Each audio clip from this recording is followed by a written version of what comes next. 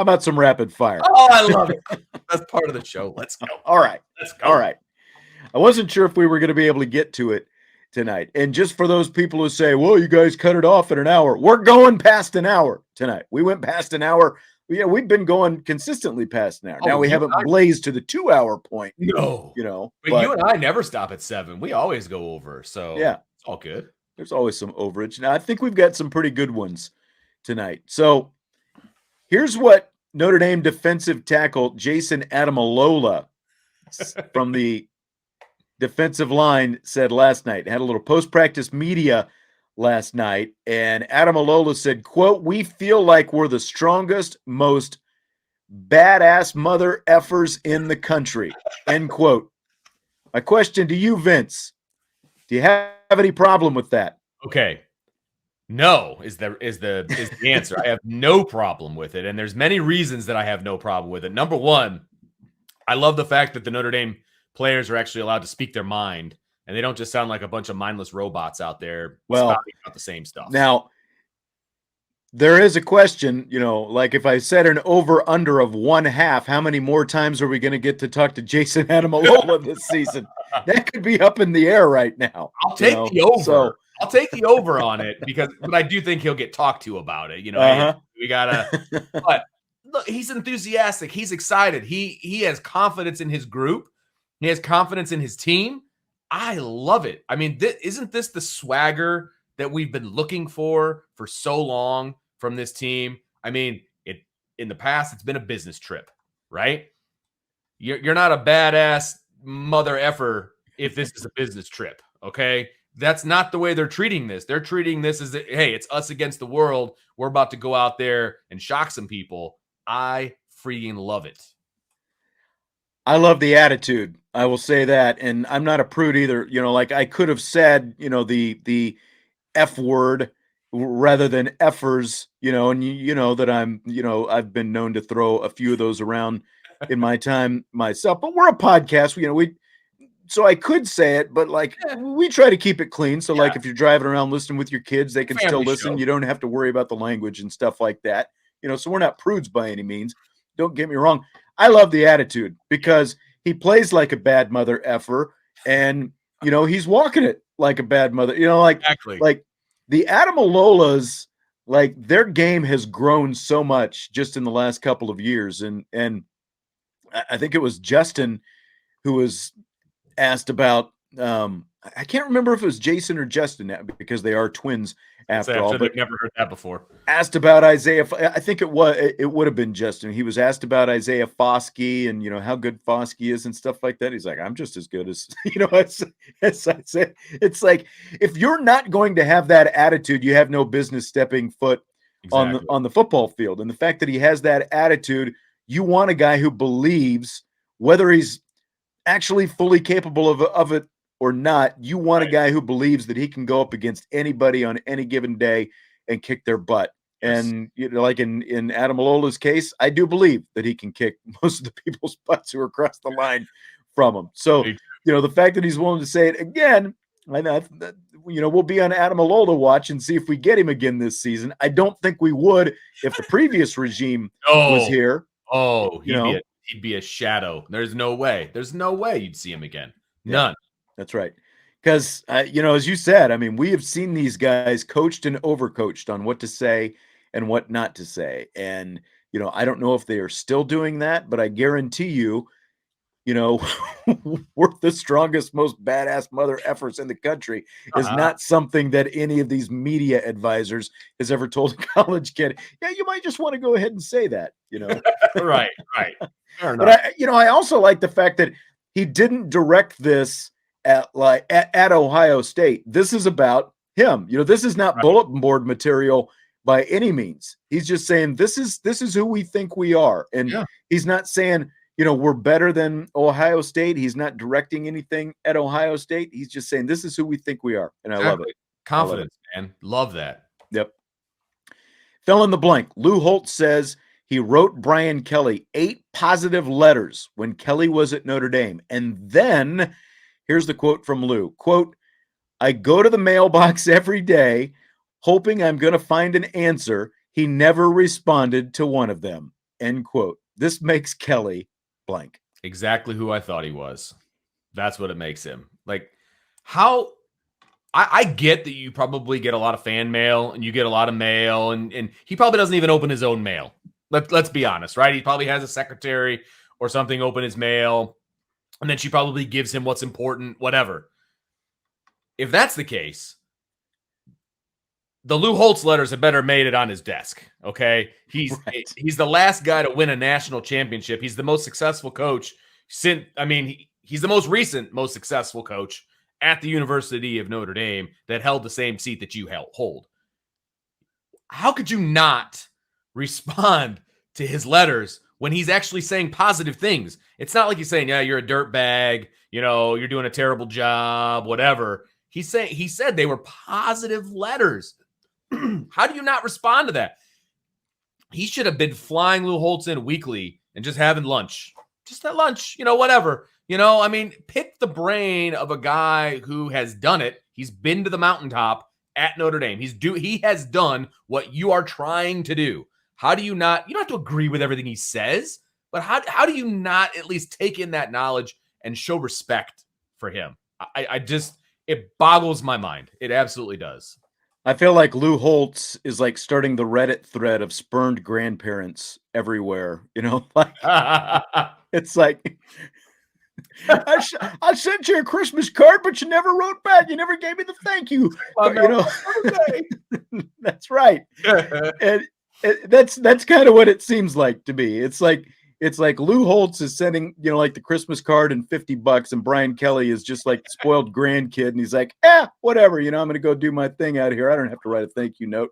It's like you're freaking Brian Kelly, and it's Lou freaking Holtz. Right. Come on, right? You're not going to respond to Lou Holtz because you're going to get into, like you're going to stick your chest out. Like you don't have to respond to Lou Holtz. I do think it's funny that like it took Lou Holtz this long to, to kind of, it's like maybe he saw Phil Dracovic taking the shots and he's like, I got some stuff too, I do. I have heard, obviously through the grapevine that Lou Holtz wasn't overly enthusiastic about Brian Kelly and the way that he didn't really embrace the history and, all that stuff. Right. Right. And I think well documented, out of respect for Notre Dame and maybe even a little bit of respect for Brian Kelly, maybe not, he didn't come out and say anything until Brian Kelly was very clear of Notre Dame. Like his wake is no longer here. You know what I mean? Mm-hmm. Lou Holtz at least strikes me as somebody who has that kind of respect, that he's not going to just throw the guy under the bus while he's still at Notre Dame because he. Well, I'm not saying when he was here. I'm saying, like it took him 8 months to come out. He could have lobbed this shot right before Christmas last year, for that matter, right before the bowl game. Yeah, a present. Yeah, true story. I know someone I used to work with who was on one of these commuter flights somewhere in or out of South Bend, and she sat on a plane next to Lou Holtz once several years back. Okay. And so, so they sit down, pleasant enough guy, all this different stuff. All of a sudden, the flight gets in the air, pulls out his little bag, and the tray comes down, and he unwraps his peanut butter and jelly sandwich and goes to town on PB&J.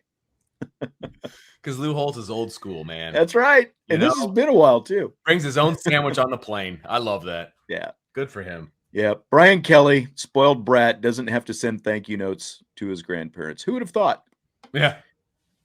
Okay, Vince, give me 4 Notre Dame freshmen who you are sure will burn their eligibility this season. So I meant to text you, actually, and I was like, I think we can raise this number a little higher, to be honest with you. Well, let's just go. Let's see how many we can get to then. Okay, let's do that. Yeah, that'll be fun. Okay. Let's just go. We'll go back and forth. You name one, I'll name one. Oh, okay. Let's have some fun with that. All right. Okay. Tobias Merriweather. Okay. Jaden Mickey. Okay. Bryce McPherson.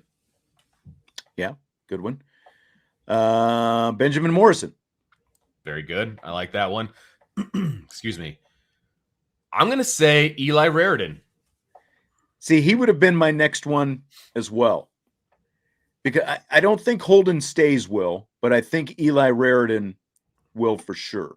Yeah. Because again, I think because, you might not see him a ton early on, But I do think that eventually, because of the skill set that he, like I could easily see him. And on Sunday, by the way, in our Countdown to Kickoff show, we're going to predict what we think some of the red zone personnel is going to look like. Okay. So that's one of the things that we'll be doing on Saturday's Okay. show. But yeah, so I like Eli Raridan, if nothing else, because of that red zone. See, so we've got to 5 right there. You did. And that was, the 5 was easy. Now I'm trying to think beyond that.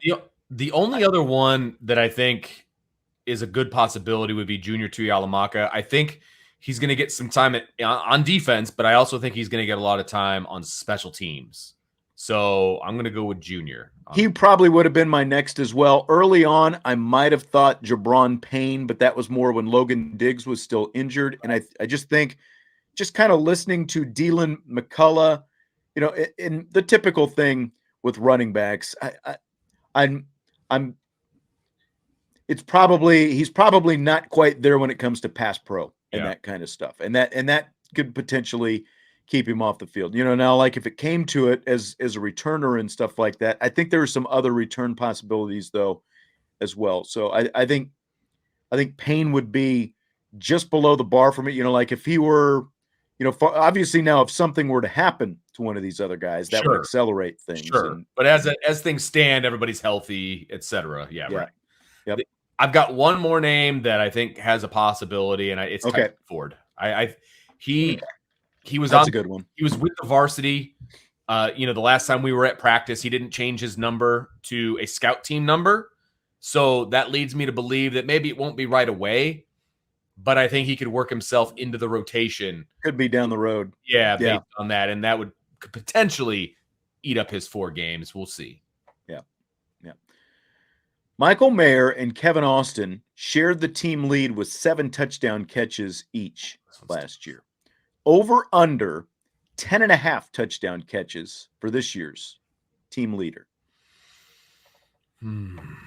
This one's tough for me. I think it's going to be more spread out, to be honest with you. So I'm going to take the under on this one. I'm going to say under, even though I think I may have predicted 10 for Michael Mayer the other day, but it would still be under. It would still be under 10.5. I think you did. So I'll take the under. That's right.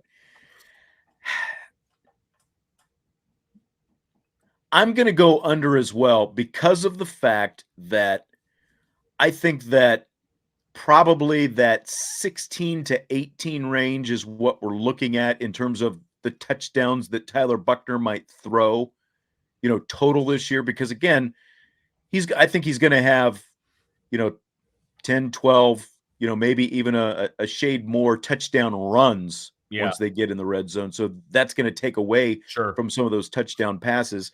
And just like you said, the fact that it'll be spread out a little bit. I think Mayer is going to end up being the team leader, but I'm going to say in that 8-9 range. Maybe even 10, but not quite 11, 12, I don't think. Okay.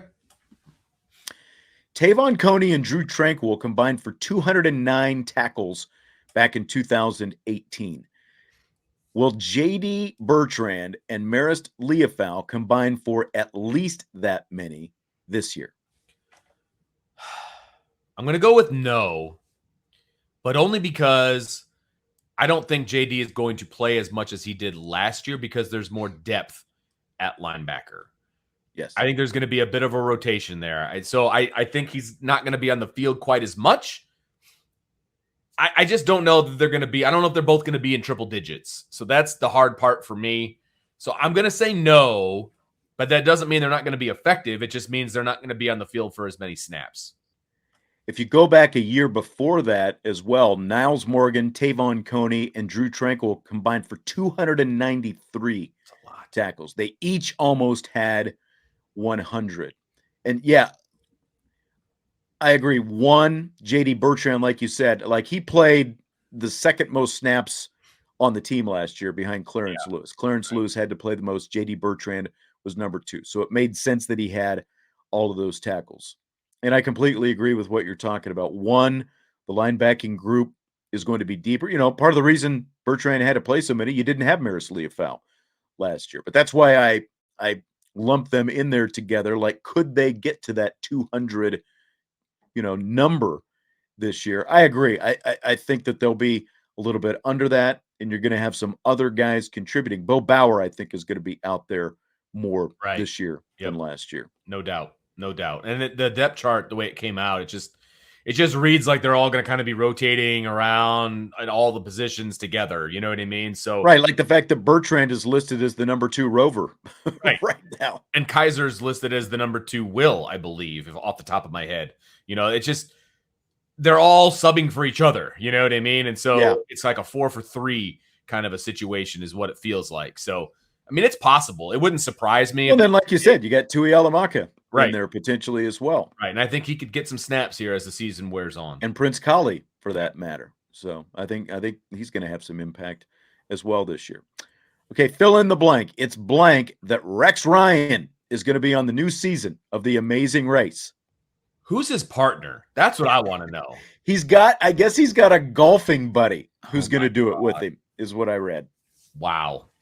They might be the first one voted off, is really what might end up happening. Although it's going to be comical because they usually get about 2 episodes before anybody gets voted off. And those are going to be 2 entertaining episodes with him on there. There is no doubt about that. No chance of winning. Not much of a chance of advancing past the first couple of episodes. But it's going to be entertaining. I will give it that. It's going to be entertaining.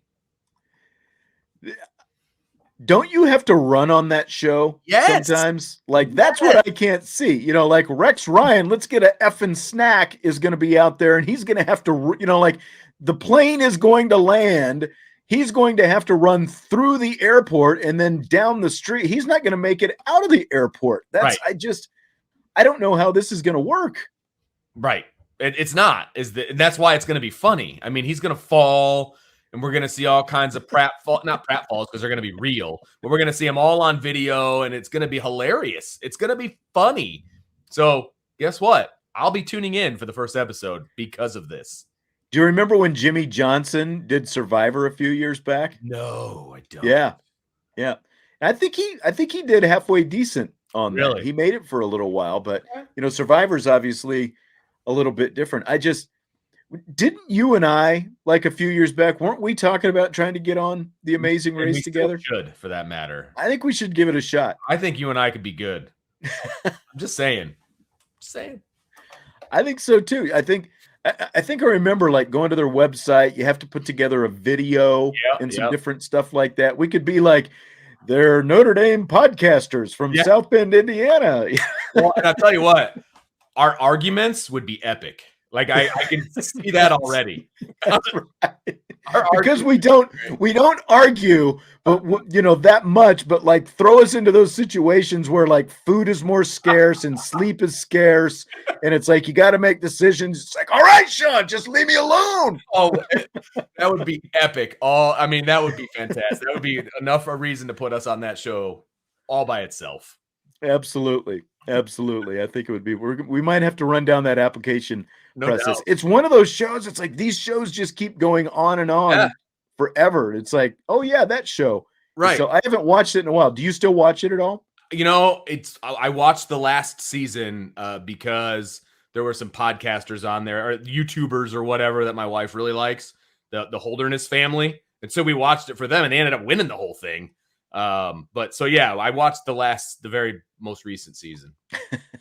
Tyler said, I hope Mark Sanchez is his partner, actually. I don't know. Has there ever been a butt fumble on The Amazing Race? Well, isn't Rex Ryan the one who had like a foot fetish too? Like, that sounds right. That sounds right. I don't know why I think that, but how does that not come up? You know what I mean? Like, there has to be all kinds of nonsense that's going to come up here. Yeah. I don't know, man. Oh boy. All right. So I might tune in just to see Rex Ryan run at some point. 100%. It's happening. See if he explodes in the process. Good luck, Rexy. Yeah, good luck. All right. Well, that's going to do it for tonight. Tomorrow night, again, I've got the an Ohio State beat writer coming on. So we'll talk a little bit more in depth about Ohio State and this matchup coming up Saturday Marcus Freeman has got his noon Zoom conference tomorrow. They're not the in-person press conferences. Right. So we'll see if anything comes out of that. We'll start the show talking about anything that comes out of the Freeman press conference at noon.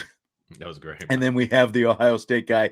And then Bobby will be on for some rapid fire. And of course, don't forget, we've got Countdown to Kickoff coming up Saturday morning at 10 o'clock. And bells. That's right, baby. We'll be on with a pregame show, Notre Dame and Ohio State, and then the whole gang will, with the exception of me, will be there after the game, late Saturday night / early Sunday morning. Somehow we're going to try to sleep and then see if we can get back into South Bend Sunday. So you can do another show Sunday night. Can't wait. It's going to be great. I'll be watching the film the whole way home. Yep, absolutely. Thanks as always for joining us here tonight. Don't forget, hit the like button, subscribe, rate, review, and all that good stuff. Always great to be talking some Notre Dame football leading up to a game. It is almost here. It's almost here, Vince. Yes, and somebody said it finally the talk is over. We get to actually watch the game. It's coming. A couple more days. We'll be there. A couple more days. Just hold on, people. We're almost there. We're almost there. All right. Talk to you later. IB Nation Sports Talk.